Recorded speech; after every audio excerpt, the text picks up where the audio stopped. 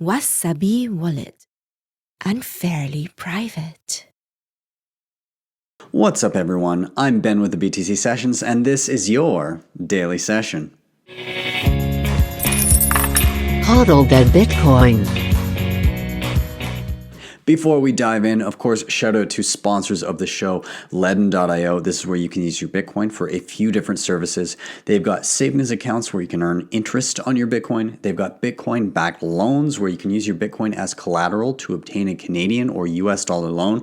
And this was actually the first product of theirs that I used myself. It was around early March of last year. I was in a pinch and I needed to get my hands on dollars, but I was worried about selling my Bitcoin because I thought I wouldn't be able to buy it back for the same price, which would have been the case. But with LEDN, I was able to put it in a dedicated address. I could audit that 24/7, and I received a dollar loan within 24 hours. And when I repaid that loan back, I got all of my Bitcoin back. In fact, the exact same UTXO, which was great. And then outside of that, they've got their B2X offering that uses the same loan mechanism to instantly buy you more Bitcoin, doubling your Bitcoin on the spot and giving you the experience of having the price volatility that comes with that. So if you want to check out any of that, there is a link in the show notes down below. And if you opt to get a loan with that link, they will give you $50 worth of Bitcoin for free. Secondly, we have Coinberry. This has been my go-to for buying Bitcoin stacking sats as of late, especially the past few months. They're really great. Honestly, the interface online is super easy to navigate, and they've got a pretty killer mobile app, which is great for on the go.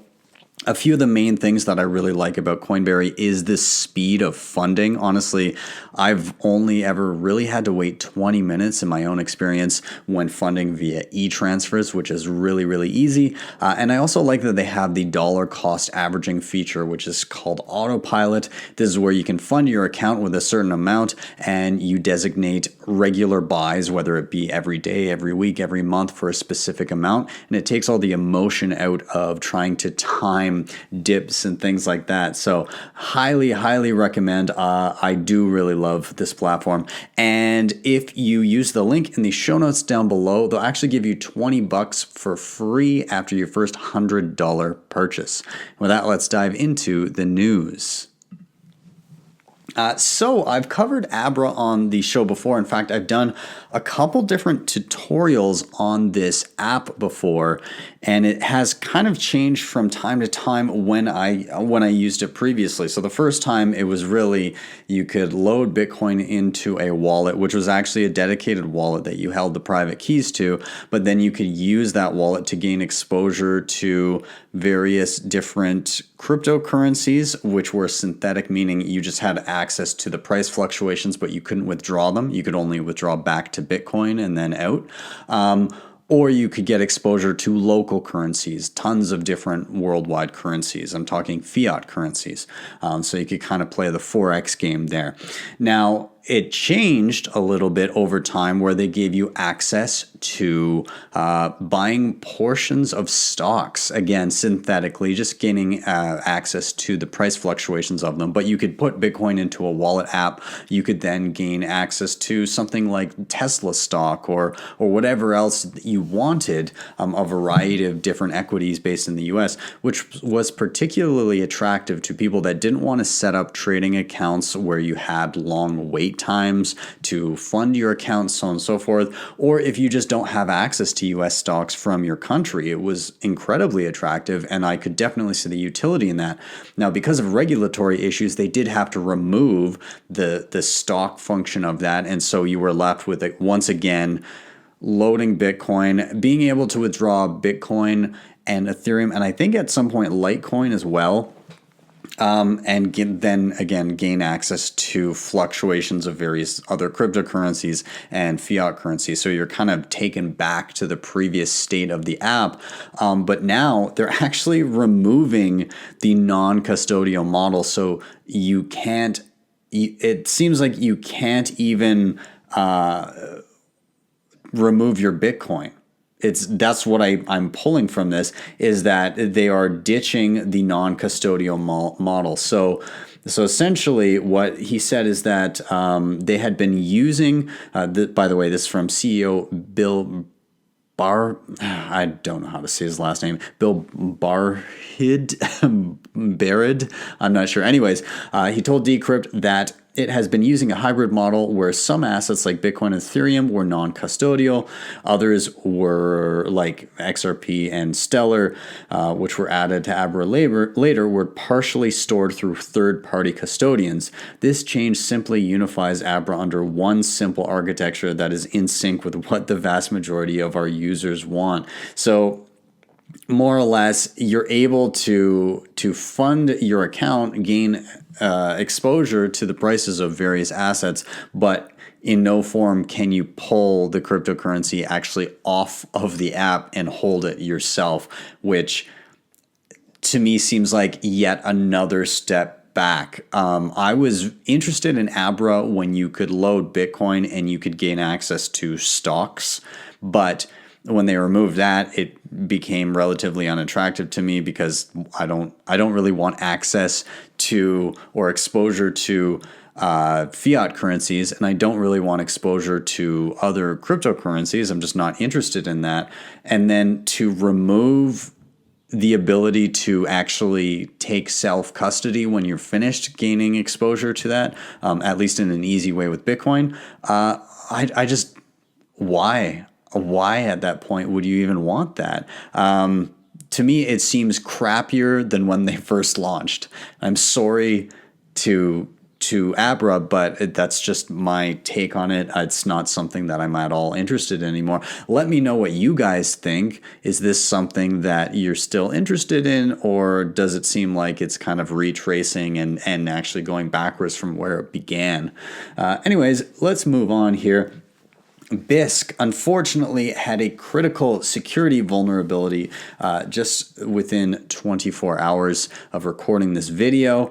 So I'll just read a little bit from the statement on their blog. They said, about 24 hours ago, we discovered an attacker was able to exploit a flaw in the Bisq trade protocol, targeting individual trades in order to steal trading capital. We are aware of approximately 3 Bitcoin and 4,000 Monero stolen from 7 different victims. This is the situation as we know it so far. The only market affected was the Monero/Bitcoin market, and all affected trades occurred over the past 12 days. So the release in late October updated the protocol. It improved decentralization by removing arbitrators with a third key in multi-sig escrow used for Bitcoin trading funds.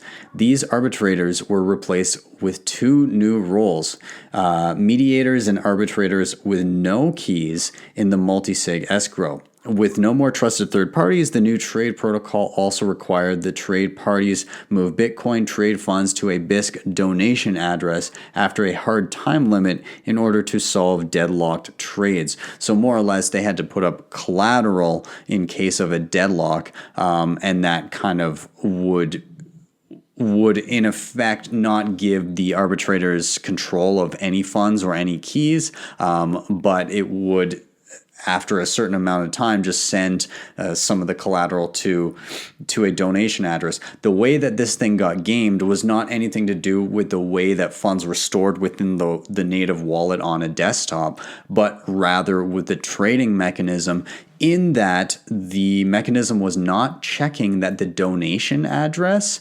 was indeed a designated donation address, but rather it was the attacker's address, and so they were able to funnel out some of the collateral. It did limit how much damage they could do, but they were still able to get away with obviously 3 Bitcoin and around 4,000 Monero. So there has been an update issued. They did utilize, what did they call it? It was the alert key. So they have an alert key that would turn on safe mode for Bisq nodes. So essentially alerting any users of Bisq that something is wrong. Users are able to bypass that, but it's obviously very not recommended to do that. But I mean, such is the nature of creating a decentralized exchange mechanism that is governed by nothing other than code. If people find exploits in that code, then, well, they can exploit them. And so it is... again, it's nothing is perfect. There's always going to be stuff like that. Things will be hardened over time. And it's just weighing whether you want to dive into decentralized trading like this, if you even opt to trade, which again, myself, I'm more of a stack and hold kind of person. But yeah, if you're diving into something like this, just be aware there could be flaws in systems like that, whether it be Bisq or something else.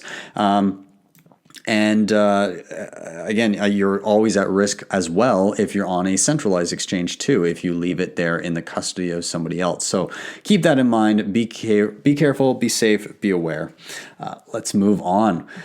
Speaking of potential attack vectors, they are creating a wrapped Bitcoin token for the Tezos blockchain, which is an Ethereum competitor. What this does is it more or less locks up Bitcoin in a smart contract so that you can then have access to the liquidity of Bitcoin on the Tezos blockchain, but also utilize it in smart contracts. Now, I am not a fan of Bitcoin on other blockchains. To me, it just kind of seems like a security hole, and there's levels of trust there. And if you need more functionality out of your Bitcoin when it comes to that kind of thing, I would sooner trust a more widely used protocol that is built atop some of the same building blocks as Bitcoin, something like Liquid, as opposed to doing something like wrapped Bitcoin on Tezos, because God knows what can happen there. And it should be noted that there's also been other wrapped Bitcoin tokens. In fact, there's now 2 different ones on the Ethereum blockchain. There is WBTC, which is actually just held by BitGo for custody, and then they issue WBTC tokens based on what is held, and then they're openly auditable. But again, there's obviously trust with the custodian there, and if something goes wrong with their storage and it goes missing, whether it be a hack or whether it be a rogue employee taking the actual Bitcoin underlying the WBTC, then you're kind of fucked if you're left holding those bags. Now they've created another one called TBTC, which once again is kind of a trustless storage of Bitcoin, but you put the collateral in and it gets locked up in a series of smart contracts. But as we've learned with smart contracts on Ethereum before, quite often there can be not enough eyeballs on the code to find all of the possible exploits. It's never really possible to find all of the possible exploits out there. Somebody will always find something new. So, yeah, again, not a big fan of stuff like this, but to play devil's advocate, and not even devil's advocate, just thinking kind of about the concept of this, the more Bitcoin that gets wrapped up in some of these derivative tokens that get put onto other blockchains, the less supply there is, and you could see it as pumping up the price of actual Bitcoin more. You might get into a situation where there's a premium potentially even on actual Bitcoin versus stuff wrapped up in this, like we're seeing in the gold markets right now, where if you want to buy paper gold, then it's going to cost you a lot less than getting physical gold delivered to you. Maybe we'll see markets develop like that in the future. What I'll be very interested to see is inevitably when something like this loses its peg, if some of these smart contracts and escrow and all of that happen to fail, what happens to confidence in these pegged Bitcoin tokens? We will see. I don't know. Let's move on. So it looks like with this big dump in Bitcoin price in mid-March and the subsequent build-up over the past few weeks here, that it's mostly retail Bitcoin investors that have been buying the dip, where the institutional traders have largely been the ones to get out of the market. So this report here from Coinmetrics data, so what they've found is that the number of addresses holding between 1 billionth or 100 millionth of the total Bitcoin supply, and I'm not even going to try to read the total decimals here, has increased about 6% over the last 90 days. Similarly, the number of addresses holding 100 millionth to 1/10 millionth of the total supply has also increased around 4%. So that means smaller holders, not huge institutions, seem to be stacking some sats and keeping them in wallets on their own. The trend corroborates other data coming from the crash that suggested mom and pop investors are buying the dip. Crypto asset management company Bitwise, for example, published trading volume from popular exchanges the day after the dip that showed 5 billion in fresh inflows to Bitcoin. Coinmetrics founder Nick Carter told Decrypt that this pattern is inverse for some of the institutional investors who entered Bitcoin after 2017. While the little guy is using the dip to add to his stack, the big boys are tucking tail and running for the dollar. It seems to me that the recent crash was very much a case of retail buying the dip and institutional investors meeting margin calls or getting out of the market.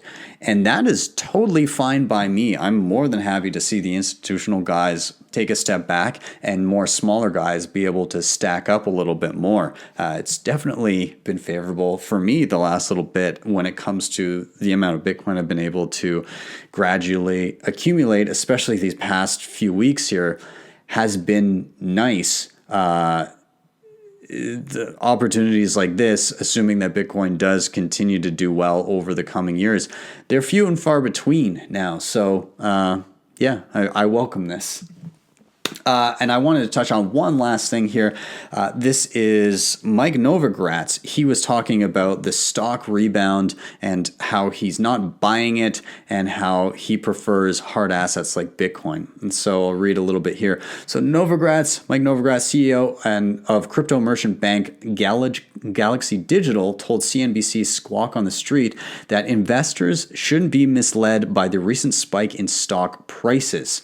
Instead, buying non-stock assets, including cryptocurrency and gold, would be the right approach. The U.S. stock indexes have been bullish amid cautious optimism around the coronavirus pandemic. However, Novogratz doesn't buy it. He said, quote, "I think this is short covering. I think 1 or 2 more days and people will sell into it. I have a big Bitcoin position. I continue to add to it, partly because I think this is an amazing environment for both being long gold and Bitcoin. Money is growing on trees right now. And I learned that when I was a little kid, that money really doesn't grow on trees. And we have a global money printing orgy going on. At one point, that comes home to roost. And so I think hard assets are going to be a big buy." I will, again, play devil's advocate here a little bit. When there's no more runway for the Fed to do anything else, they can only really do one thing at this point. Well, I guess 2. Number 1, they can print more money. As we've seen, they are not shy about doing, and they've said essentially infinity money is available to be created, and they will stop at nothing to do so. So when I see people saying that the stock markets cannot be bolstered up, they can. It just depends how far the Fed is willing to go, and they have already publicly said they're willing to go as far as it takes. They can also go negative interest rates, which will further discourage people from saving and force them more or less into stock markets. And will they do both those things? I do not have a doubt that they will try to do that. Now, will it work? Will people buy it? I don't know, but they are very, very good at kicking the can down the road. Part of me kind of hopes that they can pull it off just for a little bit longer, maybe one more cycle. I'd love them to be able to pull it off for one more Bitcoin halving before shit really hits the fan, because at that point, Bitcoin has a little bit more time to grow, to become further entrenched, and way more difficult to do things like banning, or way more difficult to remove from the financial infrastructure that we have in place, and more room to actually become even more usable to regular retail investors and regular retail users. Do I think that's going to happen? I don't know. Again, I'm really unsure about how this all pans out. But I do know if they are able to pull off bumping the stock market back up to all-time highs through nothing more than money printing and negative interest rates, there will be fallout from that. And the fallout will be in the form of massive inflation with a lot of global currencies. The thing is the US dollar will be the last one to go because it's the world reserve currency. You're going to see a lot of smaller currencies failing first and probably defaulting to the dollar, driving further demand for the dollar, and they'll probably be able to skirt that line and start to, again, as other currencies fail, people going to the only currency that they think will stand up, which will probably be the dollar, and it will just kick the can down the road a little bit further and a little bit further. We'll see how that holds up. But again, in the back of my head, I'm kind of almost hoping that they can just string it along a little bit further, because at this point, if everything were to implode right now, Bitcoin's not ready to handle that kind of load.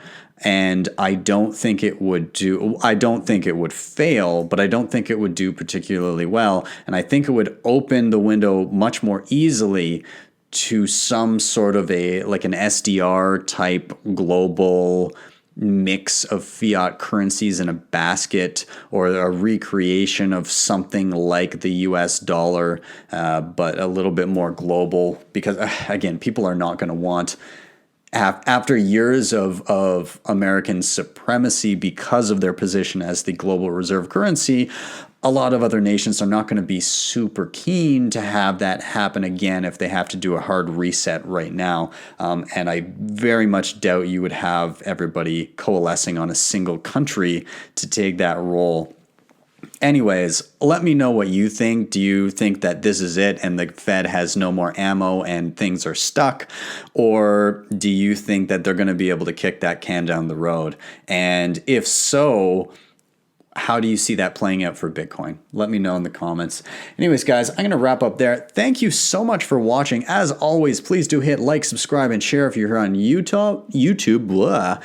If you're listening to the audio-only podcast, then please do share that on your social media. And please take the time to leave a review. That always helps with visibility and getting more people listening to that side of things. If you want to help out the show in another way, you can hit up the sponsors I mentioned down below. That was LEDN and CoinBarry, as well as Wasabi wallet. That is great for your Bitcoin privacy. And if you really loved what you saw, you can always hit me up with a Lightning Network tip at my tippin.me page. That is tippin.me/@BTC sessions. And with that, I'm out. Have a wonderful rest of your day, and I'll see you next time for your daily session.